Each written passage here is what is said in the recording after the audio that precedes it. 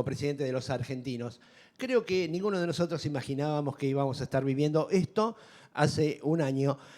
No nos vamos a poner a ver ahora cuáles fueron las razones por las cuales ganó Milei, pero sí podemos hablar de esta suerte de balance que podemos hacer a un año del balotaje. Creo que en materia social, y ese es uno de tus... de lo que vos sabés, el balance ha sido negativo. Hay persecuciones, hay cierre de comedores, hay una estigmatización. ¿Cómo ves el panorama?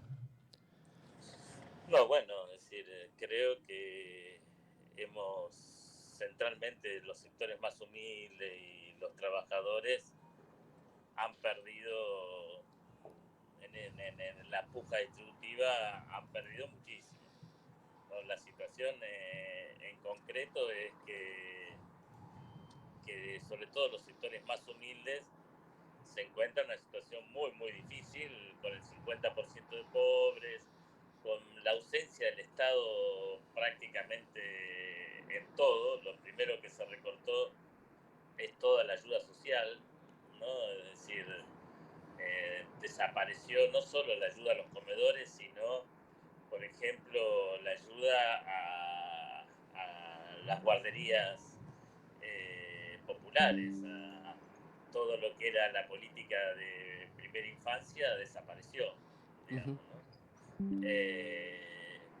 Desapareció todo lo que era la política de apoyo productivo del Ministerio de Desarrollo Social, todo lo que era la política de empleo del Ministerio de Trabajo. Bueno, en general el Estado se retiró muchísimo más del territorio y bueno, y hoy la situación es muy, muy difícil, ¿no? Sobre todo para los sectores más humildes, ¿no? Las diferencias sociales se agrandaron muchísimo más, digamos, ¿no? Es decir, entre un trabajo registrado y un trabajo no registrado, hoy la diferencia es enorme, ¿no? Emilio, coincidimos en ese diagnóstico. Y también podemos decir, esto es personal, que la reacción a esa pérdida de poder adquisitivo, a estar cada vez peor para los sectores, sobre todo trabajadores y más humildes, parece no encontrar una reacción, no sé si en los movimientos sociales, también en la dirigencia política que hoy le toca hacer oposición. ¿Cómo lo ves vos eso? Bueno, es decir, en realidad también hubo una política de persecución muy fuerte, sobre todo a los movimientos sociales y a los sindicatos. Se hicieron, yo creo, una de las peores cosas que sucedió es que antes existía un 0800 para los reclamos, por ejemplo, de todas las políticas sociales, y hoy ese 0800 se transformó en el 134, que es un teléfono en donde vos llamás y te interroga un policía. Sí. ¿No? Entonces se hicieron 200.000 interrogatorios y eso amedrentó mucho, sobre todo a los sectores más humildes, porque esos interrogatorios, digamos, los llevaba adelante personal de la Policía Federal y eran de forma intimidatoria, digamos, ¿no? También los allanamientos a comedores, ¿no? Se han allanado, se han desarrollado ya cientos de allanamientos, ¿no? Y la verdad que sin ningún resultado, digamos, como diría la policía, ¿no? Es decir, un resultado negativo, digamos, para el allanamiento. Emilio, de eso hemos hablado aquí en este programa, en Magma, largo y tendido, sobre todo porque en el interior nos conocemos todos, ¿no? Sobre todo en los pueblos, más allá de que Tandil es una ciudad grande y una ciudad que ha crecido muchísimo, se trabaja de forma articulada y uno por ahí ve y te quedas con la comunicación, lo que dicen los medios hegemónicos. Y después es muy difícil volver atrás con eso, ¿no? Con el tema de los comedores, truchos que no existían, que serán uno o dos. Si uno recorre el interior del país, te das cuenta y ves y sabés quiénes manejan ese comedor, quiénes coordinan las actividades, de qué manera se consiguen los alimentos, de qué manera se cocina, se produce, cómo se atiende, cómo se contiene sobre todo, ¿no? A los chicos en los comedores. Es muy difícil después romper con eso que se dijo de que eran todos eran comedores fantasmas. ¿Cómo se maneja eso? Bueno, en primer lugar, el gobierno primero cortó toda la ayuda a los comedores. Entonces, muchos comedores, es cierto, cerraron. Nosotros Claro. calculamos que aproximadamente el 50% de los comedores ya no, o por lo menos no atienden con la periodicidad que atendían antes. Pero el problema principal es que la ayuda que recibían del Estado, que nunca completaba todo la comida, digamos, Ujú. ¿no? Porque el Estado te daba en general lo seco, Claro. o te ayudaba con algún recurso, Ujú. pero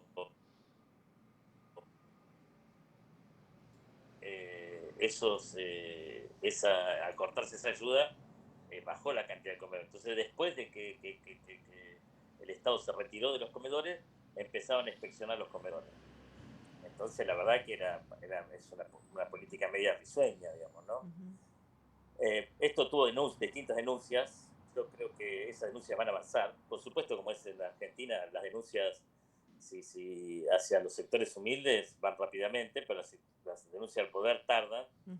Y lo más probable es que sea cuando cambie el gobierno, ¿no? Es decir, pero la denuncia está avanzando. Las denuncias, hay 5 denuncias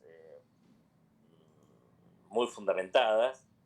También hay denuncias en los organismos internacionales, eh, pero la denuncia es por abandono de personas, entre otras cosas, por abandono de personas y por esta Ujú. política, ¿no? Sí. Es decir, eh, eso también era un derecho, es Ujú. decir, el derecho a la alimentación y también es un derecho, y era un derecho adquirido que tenían los sectores más humildes en la Argentina, de que, bueno, cuando te faltaba un plato de comida sabías a dónde ir. Ujú.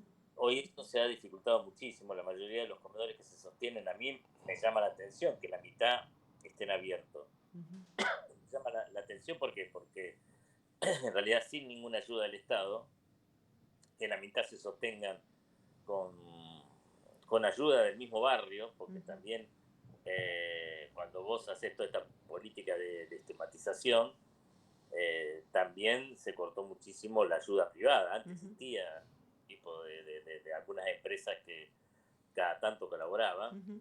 Esto también se disminuyó muchísimo porque, bueno, la estigmatización son todos chorros. Ujú. Ujú. Entonces, parecía que el problema del país era la compañera que abría un comedor en su casa Claro. y que se sacrificaba haciendo esa tarea. Parecía que los problemas del país estaban en esa compañera, ¿no? Ujú. Ya son compañeras. Ujú. Yo he tenido un comedor en mi casa muchos años y es muy difícil vivir con el comedor, porque no solo el comedor es el momento de la comida, sino que es el lugar en donde caen todos los problemas del barrio, ¿no? Donde te caen Sí. compañeros que les falta un remedio y que no lo pueden conseguir, o por supuesto no lo pueden comprar, o problemas de todo tipo, te van a parar el comedor. Entonces es muy difícil sostener un comedor y pasaron de ser, cuando que nos decía Francisco, poetas sociales, o de alabarlos durante la pandemia y darles una asignación económica a las compañeras por el trabajo que hacían. Ujú. Pasamos de esta situación a una situación en donde son chorros. Ujú. Ujú. Bueno, eso la verdad que fue un golpe muy fuerte para los humildes sobre todo, y insisto, y para también las organizaciones también. Emilio, el Evita es una parte importante, un espacio importante dentro del Frente de Todos, Unión por la Patria o el campo nacional. ¿Cómo está parado hoy? ¿Cómo está parado frente a esto que hemos visto durante las últimas semanas dentro del peronismo? esta suerte de disputa entre el cristinismo y Axel, la nueva conducción en el PJ, ¿cómo se para frente a esto el Evita? No, bueno, es decir, creo que no es momento de dar las disputas internas. Cuando tengamos que definir los candidatos, el Evita siempre dio las disputas que tenía que dar. Pero no es el momento, digamos, no, hoy los problemas son otros, los problemas son estos, digamos, no nadie te viene a plantear hoy estos problemas en el territorio. Okay. El problema es otro, digamos, Uh-huh. ¿no? Los problemas son otros y hay que darle prioridad a estos problemas. Y el problema principal es ver cómo resistimos las políticas de Milei para que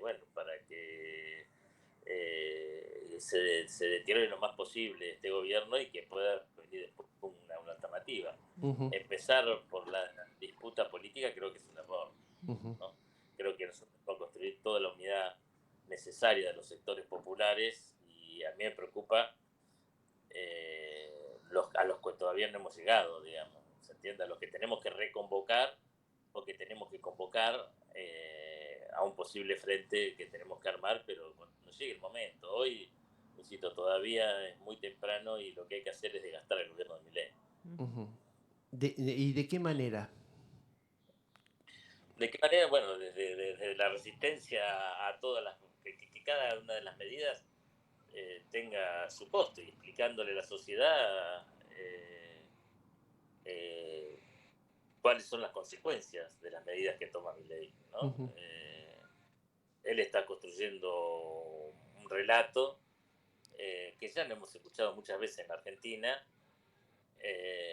que es vender una ilusión al final del camino, los brotes verdes, Uh-huh. pasar el invierno. Son todas frases que dijeron gobiernos neoliberales en su momento, pero nunca llegó esa primavera y sabemos que después lo que hubo fue situaciones muy, muy difíciles para nuestro pueblo. Uh-huh. Bueno, todo esto es lo que hay que discutir cara a cara con nuestros vecinos, con nuestro pueblo, y después veremos, cuando llegue el momento, el que esté en mejores condiciones tiene que ser nuestro candidato. No es un problema de empezar al revés, digamos, Uh-huh. ¿no?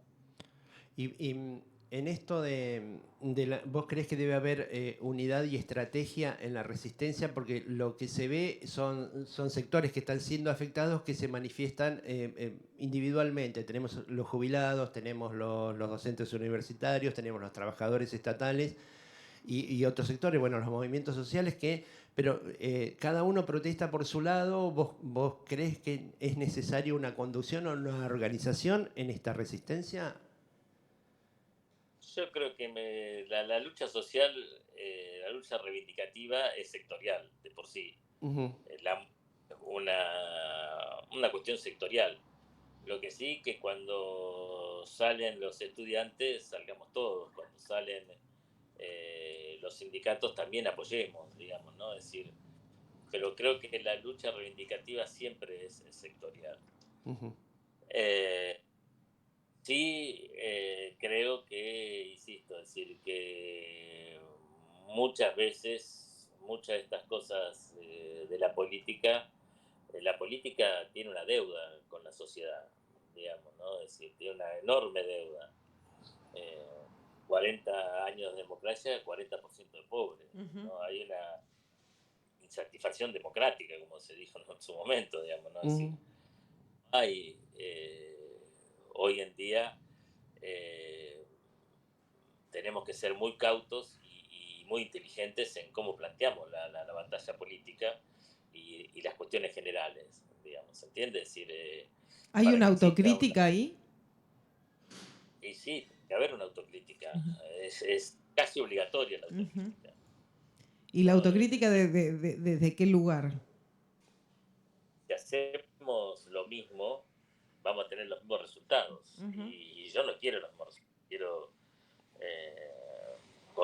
ser mejores, digamos, ¿no? Entonces creo que tenemos que construir algo mejor. Y también tenemos que tener en cuenta que el último gobierno no fue lo que esperamos. Sí, volvió para ser mejor y no sucedió.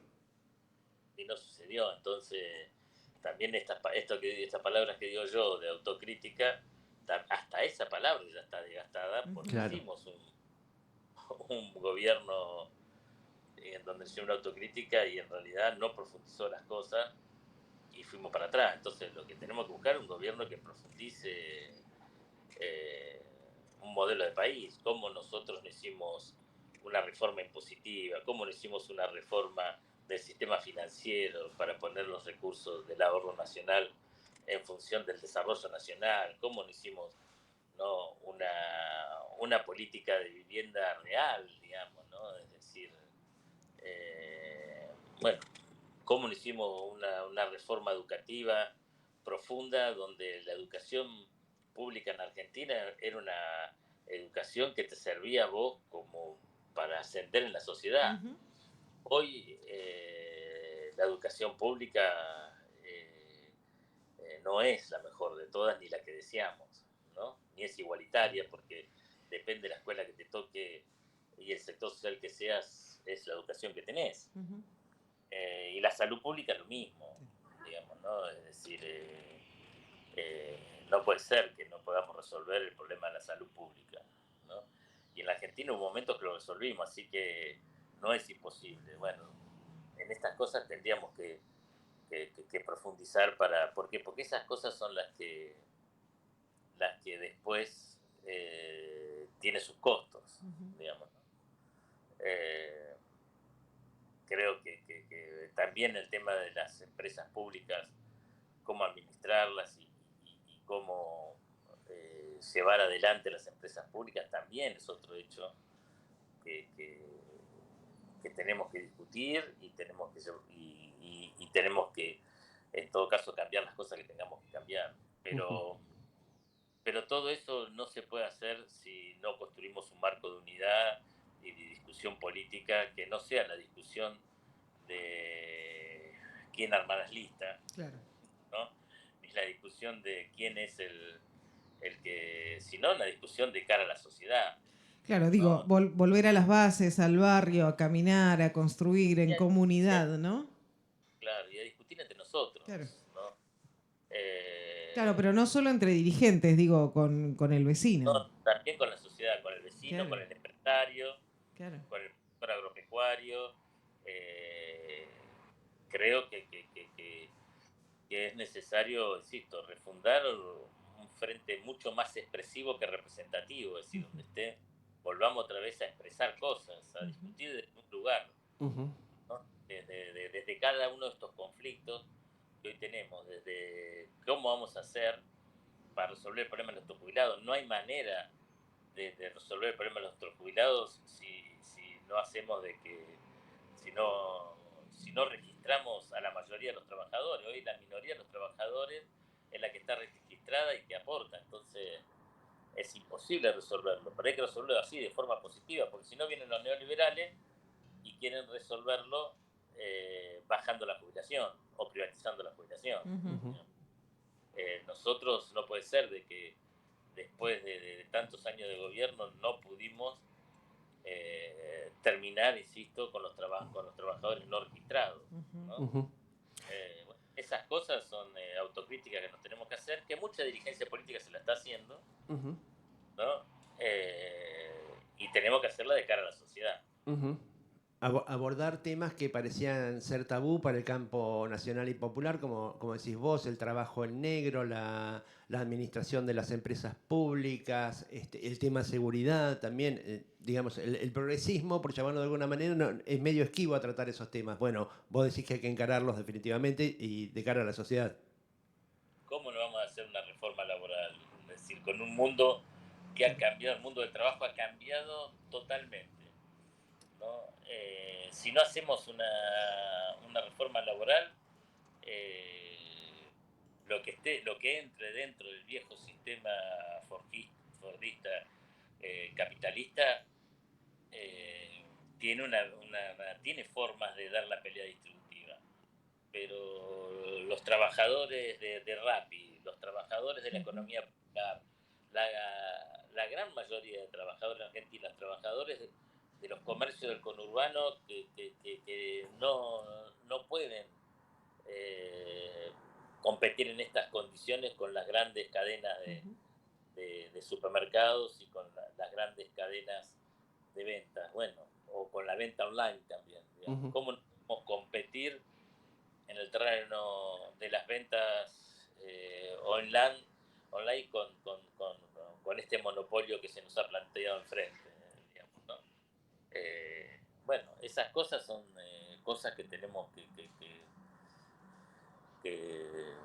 poner el esfuerzo en resolver, digamos, ¿no? Es decir, hoy en el conurbano la mayoría, muchos de los compañeros han elegido cobrar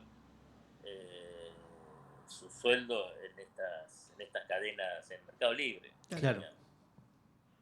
Pero ¿cómo no podemos competir desde el Estado con esas cadenas, digamos, ¿no? Bueno, o cómo no podemos construir dignidad ahí, ¿entiendes? Es decir, cómo no podemos construir trabajo digno en esa situación. Hoy a los compañeros de los barrios les pagan por repartir los paquetes. Bueno, ahí hay un trabajo no registrado, un trabajo que sin derecho. Bueno, todo eso es una discusión que tenemos que llevar adelante y que tenemos que resolver con mucha imaginación y entendiendo que estamos ante un nuevo capitalismo en donde si no adecuamos su legislación y sus instituciones, no hemos generado nuevas instituciones que reemplacen a las viejas que son para un capitalismo y un mundo que no existe más. Entonces viene gente como Milei y dice eliminémosla, ¿no? Pero no la reemplaza por algo superior, sino la reemplaza por el mercado, que en realidad no tiene una política para resolver los problemas, sino los empeora todos. Bueno, Emilio, bueno, el tema da para mucho más. Esto continúa. Seguramente nos volveremos a encontrar para seguir hablando. Esperemos que en una circunstancia un tanto mejor, con un panorama que nos brinde algo de esperanza. Te agradecemos este paso por Pasados de Rosca y seguimos en contacto. Te mandamos un abrazo. Un abrazo fuerte a Tandil, una hermosa ciudad bonaerense y nos vamos a seguir viendo porque no hay que aflojarle ni abajo del agua. Hay que construir. Seguir militando para cambiar esta situación. Muy bien. Emilio, muchísimas gracias. Muy bien, ahí hablábamos entonces con Emilio Pérsico, aquí en Pasados de Rosca.